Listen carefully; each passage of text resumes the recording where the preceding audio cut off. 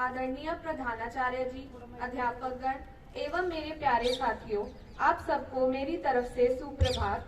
आज मैं जसमनप्रीत कौर 10वीं सी की छात्रा जीसस हाउस की तरफ से आप सबको राष्ट्रीय एकता दिवस के बारे में जानकारी देने जा रही हूँ, जो कि सरदार वल्लभ भाई पटेल की याद में मनाया जाता है। जब कठिन समय आता है तो कायर और बहादुर का फर्क पता चलता है, क्योंकि उस समय कायर बहाना ढूंढते हैं और बहादुर रास्ता खोजते हैं।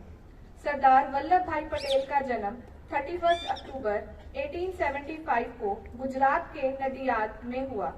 लंदन जाकर उन्होंने बैरिस्टर की पढ़ाई की और वापस आकर अहमदाबाद में वकालत करने लगे। महात्मा गांधी के विचारों से प्रेरित होकर उन्होंने भारत के स्वतंत्रता आंदोलन में भाग लिया। स्वतंत्रता आंदोलन में सरदार पटेल का पहला और बड़ा योगदान 1918 में खेड़ा संघर्ष में था। उन्होंने 1928 में हुए बारडोली सत्याग्रह में किसान आंदोलन का सफल नेतृत्व भी किया। बारडोली सत्याग्रह आंदोलन को सफल होने के बाद वहां के महिलाओं ने वल्लभ भाई पटेल को सरदार की उपाधि प्रदान की थी। सरदार पटेल स्पष्ट व निर्भक व्यथा थे। यदि वे कभी गांधी जी व जवाहरलाल नेहरू से असहमत होते तो वे उसे भी साफ कह देते।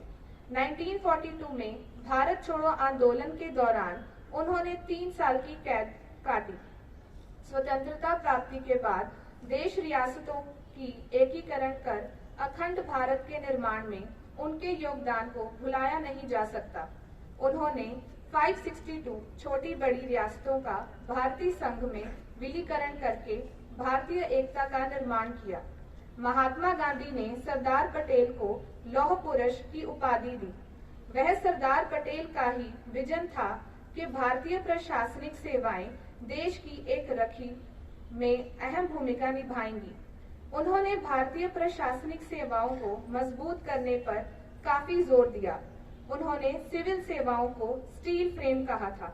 सरदार पटेल कहते थे, लोहा गरम भले ही हो जाए, पर हथौड़ा तो ठंडा रहकर ही काम कर सकता है। किसी भी देश का आधार उसकी एकता और अखंडता में निहित होता है, और सरदार पटेल देश की एकता के सूत्रधार थे।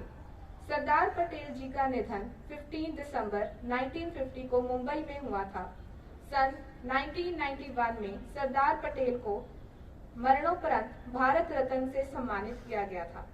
भारत के बिस्मार्क और लौह पुरुष कहे जाने वाले सरदार पटेल 565 रियासतों के विलय के लिए जाने जाते हैं।